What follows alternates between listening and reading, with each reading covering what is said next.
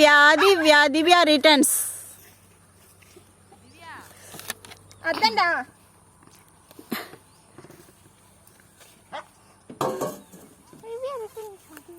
திவ்யா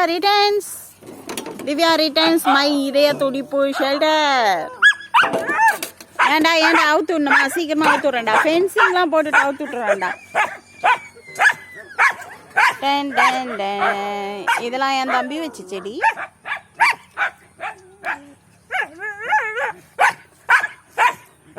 மட்டும்தான் மூஞ்சி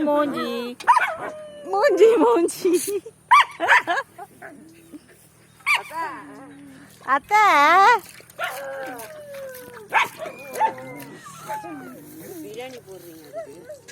பிரியாணி போடணும்டா. போடலாம்டா வசதி வரும்டா. பிரியாணி தான் நான் போட்டலாம்.